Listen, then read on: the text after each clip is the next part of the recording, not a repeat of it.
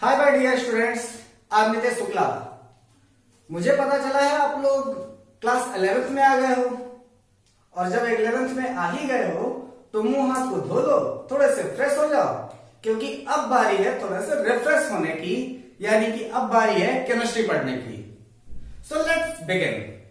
सबसे पहले हम लोग बात करेंगे क्लास 11th के लिए, आप लोगों के लिए बेसिक कंसेप्ट ऑफ केमिस्ट्री की, यानी कि केमिस्ट्री का सबसे ज्यादा बेसिक कॉन्सेप्ट। उसके पहले हमारी रिक्वेस्ट कि आप अपने पास किसी भी तरीके से 1 से लेकर के 30 तक एटॉमिक नंबर को घोल के पी जाओ, क्योंकि आपकी पूरी इनऑर्गेनिक केमिस्ट्री, पूरी ऑर्गेनिक केमिस्ट्री में इन्हीं 1 से लेकर के 30 तक एटॉमिक नंबर का सबसे ज्यादा यूज होने वाला है।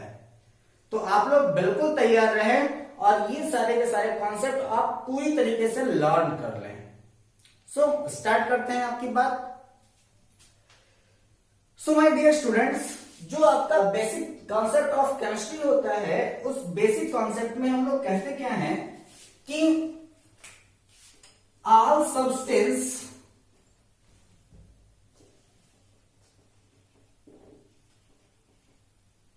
in our universe are made up of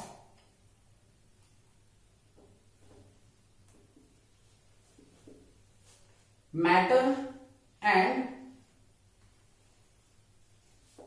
energy। All substances यानी कि every substances in our universe are made up of matter and energy। जहां पे भी मैटर होगा वहां एनर्जी जरूर होगी, ठीक है।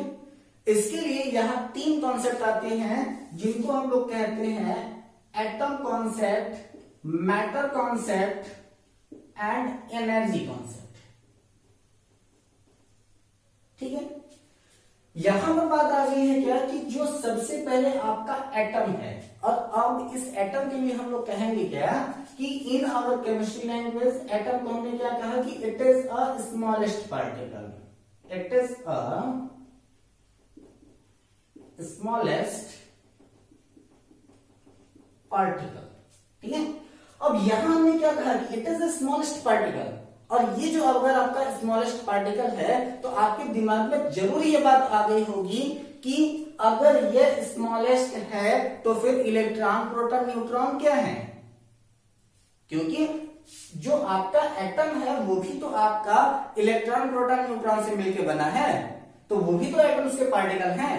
तो बिल्कुल जो it is a smallest particle, क्योंकि इसको डिवाइड नहीं किया जा सकता, atom can not be divided, ठीक है, इट इज नॉट डिविजिबल। लेकिन इसके जो पार्टिकल्स हैं वो कौन कौन से हैं, इलेक्ट्रॉन, प्रोटॉन, न्यूट्रॉन, ठीक है। इसके भी अलावा अगर और कोई छोटा हो सकता है क्या, तो बिल्कुल हो सकता है। जो आपके नैनो पार्टिकल्स हैं इलेक्ट्रॉन, प्रोटॉन, न्यूट्रॉन के, जिसको हम लोग न्यूट्रिनो, एंटी न्यूट्रिनो के नाम से जानते हैं, वो उससे भी छोटे हो सकते हैं। उससे भी छोटे कुछ हो सकते हैं क्या, बिल्कुल हो सकते हैं। उससे भी छोटा हो सकता है आपका हिग्स बोसान पार्टिकल, ठीक है। ये अब तक का आपका डिस्कवर किया गया सबसे छोटा पार्टिकल है हिग्स बोसान पार्टिकल, और इसी हिग्स बोसान पार्टिकल को गॉड पार्टिकल के भी नाम से जाना जाता है। It is also known as god particle. Understood. यही आपका हिग्स बोसन पार्टिकल अब तक का सबसे स्मॉलेस्ट पार्टिकल माना गया है, लेकिन इससे भी छोटे पार्टिकल्स हो सकते हैं क्या, बिल्कुल हो सकते हैं, जिनको हम लोग बहुत ही ज्यादा छोटे यूनिट्स, जिनको हम लोग फिजिक्स में आप लोग जरूर देख लेंगे, उन सारे के सारे स्मॉलेस्ट कंटेंट पार्टिकल्स को जो एटम से कई ज्यादा गुना छोटे होते हैं, हिग्स बोसन पार्टिकल से भी छोटे होते हैं, वो आपको फिजिक्स में डिफाइन किया जाएगा।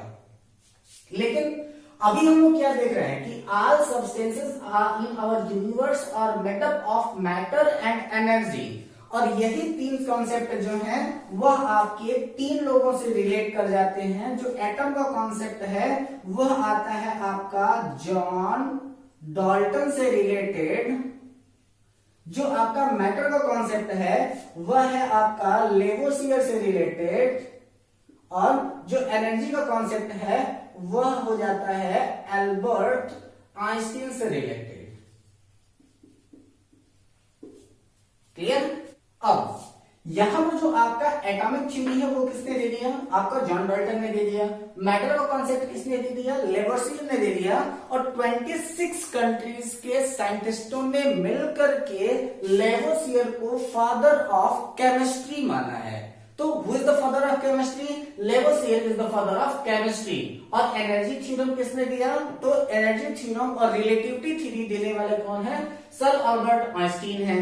ठीक है, अब यहां पर इन तीनों का कॉन्सेप्ट ये है कि matter, energy and atom can not generate, can not destroyed, it can be change into one phase two another phase. बात छोटी सी है, पॉइंट करने वाली है कि atom, matter and energy can not generate, can not destroyed, it can be change into one phase two another phase. इन्हें हम क्या कर सकते हैं कि ना तो हम लोग जनरेट कर सकते हैं और ना तो डिस्ट्रॉय कर सकते हैं। और जो छोटे पार्टिकल्स हैं जैसे हिग्स बोसॉन पार्टिकल है, इसको तो हम सभी प्रकार से ऑक्युपाइड भी नहीं कर सकते। लेकिन ये जो है वो आपके कंटेंट जिनको हम ऑक्युपाइड कर सकते हैं, लेकिन ना तो जनरेट कर सकते हैं और ना तो डिस्ट्रॉय कर सकते हैं। ठीक है, तो अब एटम्स के बारे में हम लोग बात करेंगे बाद में, लेकिन सबसे पहले हम लोग बात कर लेते हैं किसके बारे में? मैटर्स के बारे में, कि आखिर मैटर क्या है। ठीक है, क्लास में लड़ाई झगड़े करते हो तो प्रिंसिपल सर क्लास में आके क्या बोलते हैं? तुम लोग बीच में क्या मैटर है जी? फालतू तुम लोग लड़ाई झगड़े कर रहे हो। मैटर का मतलब कि तुम दोनों के बीच में क्या मैटर है, इस बात को पकड़ के रखना। फिर मैं क्लियर करता हूं कि मैटर क्या है। तो देखिए, सबसे पहले क्या आता है आपका? मैटर। ठीक है, अब मैटर क्या कहता है कि which occupied some space and have some weight. ठीक है, matter are that substances, matter are that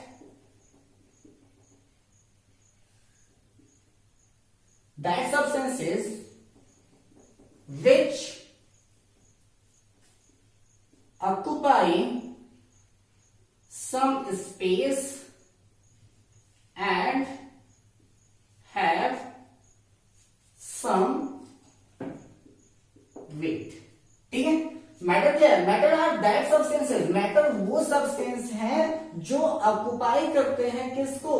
space को, और उनमें कुछ वेट हो तो ही वो मैटर है, अदरवाइज वो मैटर नहीं हो सकता। तो अब यहां पर हम लोग क्या कहते हैं कि there are 3 state of matter. कौन कौन से? तो वो कौन है आपके? तो एक हो जाता है आपका सॉलिड, दूसरा हो जाता है आपका लिक्विड, और तीसरा हो जाता है आपका गैस। यानी कि solid state, liquid state and gases state. यहां पर सॉलिड स्टेट क्या कहता है कि solid state are that types of state in which shape and volume both are fixed. ठीक है, यानी कि identical shape and volume. Liquid क्या कहता है कि जिसका वॉल्यूम जो है वो आपका फिक्स है लेकिन शेप फिक्स नहीं है। और ये जो आपका गैस है इसका ना तो शेप फिक्स होता है और ना तो इसका वॉल्यूम फिक्स होता है। ठीक है, यानी कि ये आपके तो जनरल कंसेप्ट हो जाते हैं सॉलिड, लिक्विड एंड गैस के। यहीं पर आपका एक छोटा सा कॉन्सेप्ट ये आ जाता है कि आखिर हम किस प्रकार से कहें, कैसे हम मान ले भाई कि ये जो है वो इसका डिफिनिट शेप एंड वॉल्यूम है, इसका इंडिफिनिट शेप जो है वो इंडिफिनिट है और डिफिनिट जो है वॉल्यूम है, इसका इंडिफिनिट शेप एंड वॉल्यूम दो के दोनों है। कैसे हम मान लें? कोई हमसे कह देगा कि ये तुम मान लो, मान लेंगे हम? बिल्कुल नहीं। उसके लिए हम लोग कहते क्या है कि इसका सेलेक्टेड रीजन क्या हो सकता है। तो इसका सीधा सीधा रीजन ये हो सकता है कि मैंने क्या कहा कि every substances in our universe are made up of matter and energy, और अगर वो मैटर एंड एनर्जी के बीच में है तो किसी भी मॉलिक्यूल्स को अटैच करने के लिए, किसी भी मॉलिक्यूल्स को बांधने के लिए, ज्वाइंट कराने के लिए एक एनर्जी की जरूरत होती है। और हमेशा कोई भी एक बाइंडिंग फोर्स जब लगता है तो वह बाइंडिंग फोर्स दोनों एक साथ लगता है। एक फोर्स जो होता है वो उसको रिपेल करने का काम करता है और दूसरा फोर्स जो होता है उसको हमेशा इंटरेक्ट करने का काम करता है, जिसको हम लोग intermolecular face and intramolecular face कहते हैं। जो इंटरमॉलिक्यूलर फेस होता है वह अंदर की ओर खींचता है और जो इंट्रामॉलिक्यूलर फोर्स होता है वो बाहर की ओर रिपेल करता है, उसको बाहर की ओर झटका देता है, बाहर की ओर धकेलता है। उसी की वजह से collision theory and Brownian motion generate होता है। इसके बारे में आपने क्लास 9th में ही पढ़ लिया होगा कि जो आपका कोलिजन थ्योरी होती है और जो आपका ब्राउनियन मोशन होता है वो क्या होता है। ठीक है, तो आइए जरा सा उनके कॉन्सेप्ट को देखते हैं एक एक करके। बड़ा छोटा छोटा सा है, सिंपल बात है यार। फालतू आप लोग परेशान होते हो कि कितनी बड़ी सी केमिस्ट्री हो गई है, कितनी बड़ी सी केमिस्ट्री है। ठीक है, चलिए तो यहां पर हमने क्या कहा, सबसे पहले हम लोग बात करते हैं सॉलिड की। ठीक, अब यहां पर सॉलिड क्या कहता है कि एक पार्टिकल हमने उठाया और इस पार्टिकल को उठा करके, जैसे एक बात ध्यान देना आप लोग कि जैसे हम लोग कहते क्या है ना कि हर एक सब्जेक्ट के बोलने का, हर एक सब्जेक्ट को समझने का बोली और भाषा सब के सब अलग अलग होता है। ठीक है, यानी कि अगर हम लोग जिस सब्जेक्ट के होंगे उसी सब्जेक्ट के हिसाब से अगर चीजों को समझें तो वो हमारे लिए ज्यादा आसान होगा। क्यों? क्योंकि केमिस्ट्री के कॉन्सेप्ट समझने से कहीं ज्यादा बेहतर होता है केमिस्ट्री के इंसेप्शन समझना। तो जैसे अगर हम इसी चीज के लिए अगर हम बात करें कि एक पार्टिकल है, जैसे कि हमने ये कहा गया कि एक हमने ग्लास ले लिया, ठीक है, फिर बस थोड़ी सी बात तो है और इसी चीज को समझना है। जैसे अगर हमने एक ग्लास ले लिया और इस ग्लास में हमने हाफ पार्ट जो है वो आपका वाटर भरा हुआ है। ठीक है, नीचे जो है वो इसका वाटर भर दिया है मैंने, बिल्कुल ध्यान देना इस बात का। ठीक, अब जैसे हमने इसमें वाटर भरा और इस वाटर को भरने के बाद हमसे कोई केमिस्ट्री का टीचर ये पूछे कि ग्लास कितनी भरी है, तो जनरल आप लोग अगर देखो तो आप कहोगे क्या कि ग्लास जो है वो हाफ फिल है। लेकिन रियलिटी क्या है, ये जो ग्लास है वो फुल फिल है, पूरी तरीके से भरी हुई है। कैसे भाई? तो ये जो आपका हाफ है वह फुल है वाटर से, ठीक है, और इसका जो हाफ है वो फुल है एयर से। क्योंकि हम बात केमिस्ट्री की कर रहे हैं तो भाई हमारी ग्लास तो पूरी भरी हुई है, क्योंकि हमारे पास में दो के दोनों स्टेट अवेलेबल है। एक स्टेट हमारा लिक्विड स्टेट है और दूसरा आपका गैसियस स्टेट है, और दो के दोनों फिलअप है। तो हम कैसे कर दें कि हमारा जो पार्टिकल है वो अनफिलअप है? हमारी ग्लास तो कंप्लीट फुलफिल है। कंप्लीट फुलफिल किस तरीके से कि ये जो आपका हाफ पार्ट है, ये हाफ पार्ट आपका वाटर है और हाफ पार्ट जो है वो आपका एयर है, इसलिए हमारी जो ग्लास है वो कंप्लीटली फिल है, पूरी भरी हुई है। ठीक, यही छोटी छोटी बातें हैं जिनको अगर आप समझ लें तो केमिस्ट्री आसान हो जाएगी। और अगर आपने इसके बावजूद भी ये कहा कि हाफ ग्लास वाटर है, उसको अगर आपने अभी भी हाफ ग्लास कहा तो इसका मतलब है कि केमिस्ट्री आपको डराएगी। तो केमिस्ट्री से डरना नहीं है, केमिस्ट्री से इतना ज्यादा लगाव करना है कि ये आपको सारे के सारे कॉन्सेप्ट आसानी से समझ में आ जाए कि आखिर ये कॉन्सेप्ट कहना क्या चाहते हैं, वो किस प्रकार से आपको डिफाइन करना चाहते हैं। अगर आप उसको बड़े आसानी से अटैच कराएंगे तो हर एक अटैचमेंट आपके लिए बेनिफिशियल होता चला जाएगा। रिलेट करना, यानी कि if you want to learn chemistry then you can learn to understand and relation. चीजों को रिलेट करके पढ़ो, जितना आसानी से आप रिलेट करोगे उतना ही आसानी से आपके लिए केमिस्ट्री आसान होगी। आइए अपने टॉपिक पे चलते हैं जो हम अभी तक देख रहे थे। यहां क्या है कि जैसे अगर आपने कहा कि सॉलिड स्टेट की बात करें हम, तो ये पार्टिकल्स हैं। चलिए अब आप हमको जरा सा ये बता दो कि क्या आपको इस मॉलिक्यूल्स यानी कि इस पार्टिकल के बीच में कोई भी स्पेस दिखाई दे रहा है? कोई स्पेस नहीं है। तो अगर आपसे मैं जनरली अगर ऐसे पूछ दूं, मेरा मूड में आ ही आ रहा है और मैं आपसे पूछ दूं कि अच्छा बताओ बेटा ये कौन सा स्ट्रक्चर है, तो आप क्या बताओगे?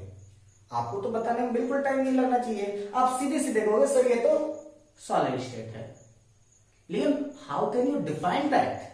कैसे कह दिया आपने ये सॉलिड है? सिर्फ देख करके उसको तो मैं भी आसानी से बता सकता हूं कि भैया कोई भी एक पार्टिकल लो और उस पार्टिकल को उठा करके उसमें हाथ धसाओ। हाथ धसाने पर अगर हाथ की उंगली अगर उस पार्टिकल में ना धसे, that is means it is solid. धस जाए लिक्विड, सरफेस पे लग जाए तो पक्का है कि वो लिक्विड ही है। लिक्विड में सिर्फ एक ही है जो पार्टिकल चिपकता नहीं है, जिसमें स्टिकनेस नहीं होती, कौन सा है? मरकरी, मेटल है वो ना। इसके अलावा बाकी जितने भी हैं वो लगभग स्टिकिंग करता है क्योंकि वो लिक्विड के स्टेट में होता है, वाटर उसमें इन्वॉल्व होता है। ठीक, तो उसमें स्टिकनेस पाई जाएगी। और क्या हो सकता है कि एक कंटेंट आपका और दिखाई देगा, वह क्या दिखाई देगा? गैसेस स्टेट के लिए कि जो गैसेस स्टेट जहां पर जीरो, जहां पर स्पेस वहां पर गैस। ठीक है, जहां पर भी कुछ नहीं है, कुछ नहीं है मतलब गैस है। तो आप तो ये कह सकते हो क्या कि ये आपका क्या है? सॉलिड है। अब ये सॉलिड है ठीक है बेटा, लेकिन कैसे आपने डिफाइन किया, कैसे आपने इसको जान लिया कि ये सॉलिड है? तो इसको जानने के लिए हम लोग करते क्या है कि दो तीन बातें ध्यान रखते हैं। सबसे पहला क्या आता है? Inter molecular space. सबसे पहले फोर्स की बात करना, फिर स्पेस की बात करते हैं। तो इंटर मॉलिक्यूलर फोर्स, और दूसरा क्या हो जाता है? इंट्रा मॉलिक्यूलर फोर्स, और तीसरा क्या हो जाता है? Inter molecular space. ठीक, ये तीन कंटेंट हैं। इसी तीन कंटेंट के ऊपर आप आसानी से डिफाइन कर लोगे क्या सॉलिड है, क्या लिक्विड है और क्या गैस है। ठीक है, तो जैसे देखिए यहां पर इंटर मॉलिक्यूलर फोर्स यानी कि इंटर का मतलब होता है अंदर की ओर, इनर फोर्स, और ये जो आपका इंट्रा है वो क्या है? इंस्ट्रिंक्ट फोर्स की बात करता है, यानी कि आउटर फोर्स की बात करता है। तो ये जो आपका एक क्या हो जाता है? इंटर मॉलिक्यूलर फोर्स है, और दूसरा क्या है आपका? इंट्रा मॉलिक्यूलर फोर्स है। अच्छी बात लगी? बिल्कुल अच्छी है। यहां जो आपका इंटर मॉलिक्यूलर फोर्स है वह अंदर की ओर है, और इंट्रा मॉलिक्यूलर फोर्स है वो बाहर की ओर है, एक्सटर्नल फोर्स है। तो इंटर का मतलब इंटरनल फोर्स और इंट्रा का मतलब एक्सटर्नल फोर्स। ठीक, तो जब कभी भी ये अगर स्ट्रक्चर आपको नजर आ रहा हो तो इसका मतलब है कि इसका इंटरनल फोर्स क्या है? मैक्सिमम है, और एक्सटर्नल फोर्स क्या है? मिनिमम है। ठीक है, यानी कि अंदर की ओर बाउंड बहुत ज्यादा, बाहर की ओर बाउंड बहुत कम। बाहर की फोर्स कम ही हो रही है और अंदर की ओर फोर्स ज्यादा हो रही है, तो उनके बीच का स्पेस बढ़ेगा कि घटेगा? बिल्कुल घट जाएगा। तो उनके बीच का स्पेस क्या हो जा रहा है? स्पेस है आपका मिनिमम। ठीक है, तो इंटरमॉलिक्यूलर फोर्स मैक्सिमम हो रहा है, इंट्रामॉलिक्यूलर फोर्स मिनिमम हो रहा है, और इंटरमॉलिक्यूलर स्पेस क्या है? वो अगर मिनिमम हो रहा है, that is means this particle is solid. और अगर ऐसा कंडीशन है तो इसका क्या हो जाता है? Shape and volume are definite. ठीक है, इसका शेप और वॉल्यूम क्या हो जाएगा? Shape and volume are definite. अब यहां पर इसको हम लोग क्या कहते हैं कि जो सॉलिड होता है, solid are divided into two phases, one is known as crystal solid, another one is known as non crystal solid. इसके बारे में हम लोग डिटेल में डिस्कस करेंगे जब हम लोग स्टेट ऑफ मैटर पढ़ेंगे। क्लास 11th में आपका चैप्टर आता है जिसको हम लोग स्टेट ऑफ मैटर कहते हैं, उसमें हम लोग सॉलिड लिक्विड गैस के सभी फेज के बारे में पढ़ लेंगे, लेकिन अभी हम लोग सिर्फ यहाँ पर इंट्रोडक्शन देना है। तो ये तो क्लियर हो जाता है कि सॉलिड क्या है। अब हम लोग बात करते हैं आपके लिक्विड क्या है। ठीक है, बड़ा आसान बात है भाई।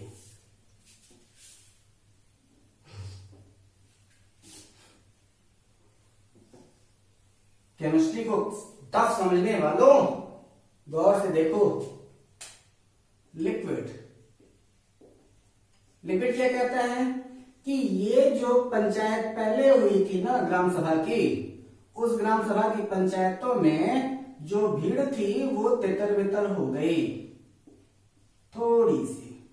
अरे हाँ, एक याद आया, एक छोटा सा जोक याद आया मुझे। ठीक है, चलो जोक ही सुना देता हूं अपनों को मैं। आप में से कितने लोग ऐसे हो जो मंदिर गए हो?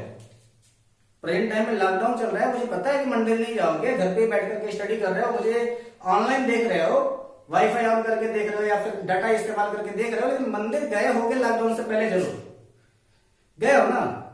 चलो उसी की बात कर लेते हैं। तो अब ध्यान देना कि अगर जब कभी भी आप मंदिर जाते हो तो मंदिर जाने का एक प्रिंसिपल है, एक रूल है कि भगवान जी का दर्शन करना है तो भगवान जी आपको लाइन में लगाएंगे, है ना।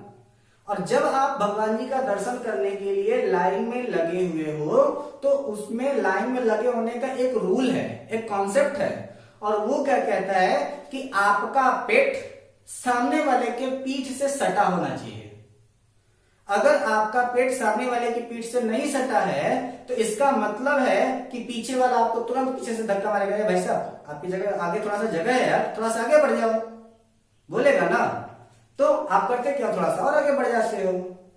तो इसका मतलब यह है कि जब दो पर्सन के बीच में स्पेस 0 है, यानी कि वहां से कोई भी सब्सटेंस क्रॉस नहीं हो सकता, इसका मतलब कि आप मंदिर में भगवान जी का दर्शन करने के लिए लाइन में लगे हैं, इसका मतलब आप सॉलिड हैं।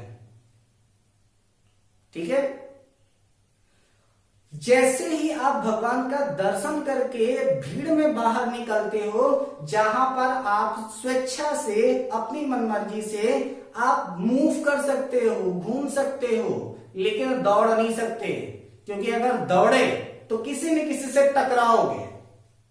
मतलब जानते हो क्या है, you are in liquid state. और जब कभी भी आप भीड़ को छोड़ करके बाहर आ जाते हो, क्राउड छोड़ करके आप बाहर आ जाते हो और आप आराम से दौड़ने के लिए कैपेबल हो कि जहां पर आदमी भी दूर दूर दिखाई दे रहे हो, टकराने के चांसेस कम हो, इसका मतलब है कि आप गैसेस स्टेट में हो। मंदिर जाओ, सॉलिड स्टेट, लिक्विड स्टेट और गैसेस स्टेट सब घूम लो। अब मंदिर का जो कॉन्सेप्ट था, जो कंटेंट था, यानी कि जो आपने देखा क्या कि जब आप लाइन में लगे थे तब तो आप सॉलिड थे, भीड़ में है तो लिक्विड हुए, और ज्यादा डिस्टेंस हो गया तो आप गैस हो गए, है ना। सेम वही चीज यहां पर भी आपको दिखाई दिया कि जब सॉलिड था तो आप लाइन में लगे हुए थे, बिल्कुल एक दूसरे से सट के। इसके बाद देखो अब आप लोग भीड़ में आ चुके हो ना, क्राउड है आपका, यहां पर आप मूव करोगे तो क्राउड है, टकराओगे, लेकिन आप फ्रीली मूव कर सकते हो, फ्रीली मूव करने में कोई दिक्कत नहीं है। ठीक है, तो इसका मतलब है कि सॉलिड टू लिक्विड आने में यहां पर कुछ न कुछ चेंजिंग हुई होगी, यानी कि जो आपका इंटरमॉलिक्यूलर फोर्स है और जो आपका इंट्रामॉलिक्यूलर फोर्स है उसमें कोई ना कोई चेंजिंग हुई होगी। और वो चेंजिंग क्या हुई, तो यहां पर जो इंटरमॉलिक्यूलर फोर्स है वह सॉलिड के समय में मैक्सिमम हुआ करता था, और यहां पर क्या हो जाता है कि लेस देन सॉलिड हो जाता है, सॉलिड से कम हो जाता है। तो इंट्रामॉलिक्यूलर फोर्स यानी कि अगर अंदर की ओर खींचने वाला फोर्स अगर कम हुआ तो बाहर की ओर खींचने वाला फोर्स क्या हो जाएगा, ऑलरेडी बढ़ जाएगा। तो यहां पर क्या हो जाता है, मोर देन सॉलिड। तो इसका सीधा मतलब है कि इंटरमॉलिक्यूलर स्पेस भी क्या होगा, स्पेस भी उनके बीच में बढ़ जाएगा, तो ये भी हो जाएगा आपका मोर देन सॉलिड। तब इसका क्या हो जाता है, डिफिनिट वॉल्यूम बट अनडिफिनिट शेप। ठीक है, यानी कि इनका जो शेप है वह डिफिनिट हो जाएगा, लेकिन जो इनका इनका जो वॉल्यूम है वो डिफिनिट हो जाएगा, और जो इनका शेप है वह अनडिफिनिट हो जाएगा। ठीक है, मॉलिक्यूल्स के बीच में गैप है, इसका मतलब है कि इनके अंदर फ्लो होने का नेचर होगा, and due to presence of flowing nature it is also known as fluid. ठीक है, due to presence of flowing nature it is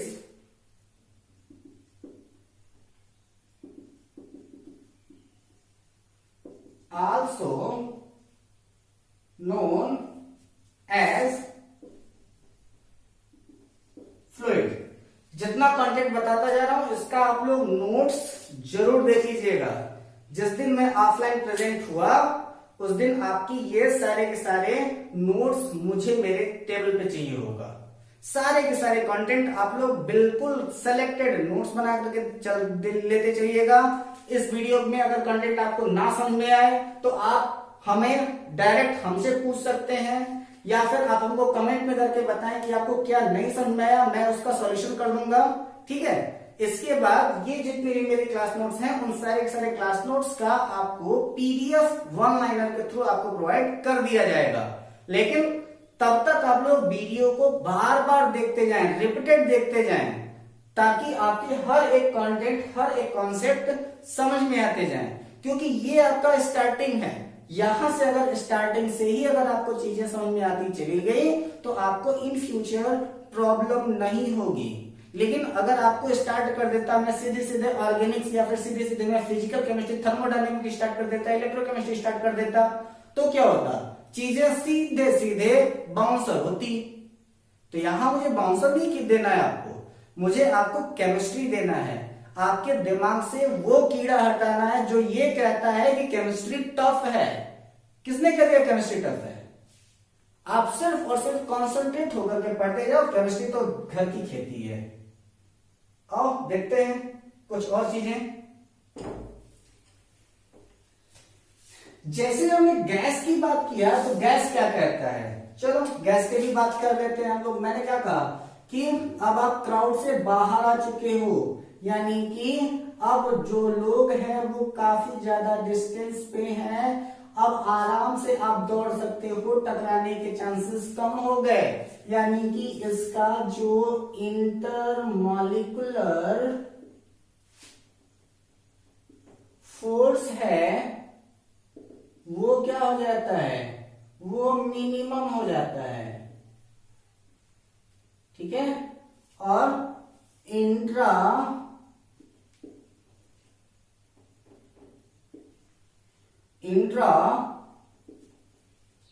molecular force क्या है, वो हो जाता है मैक्सिमम।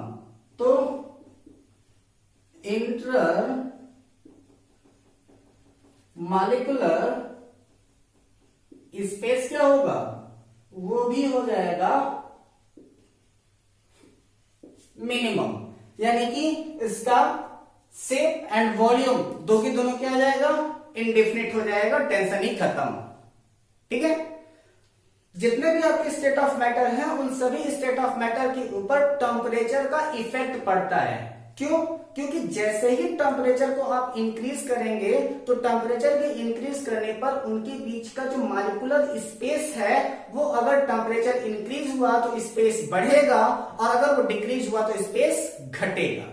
ठीक है, तो उनके स्पेस के ऊपर हम लोग डिफाइन करेंगे कि जैसे जैसे टेम्परेचर का क्या इफेक्ट होता है, और जितने भी आपके मैटर के कंटेंट हैं वह एक फेज टू दूसरे फेज में, वन स्टेट टू दूसरे स्टेट में किस प्रकार से ट्रांसफर होते हैं, इसकी बात करेंगे हम लोग अपने वीडियो में।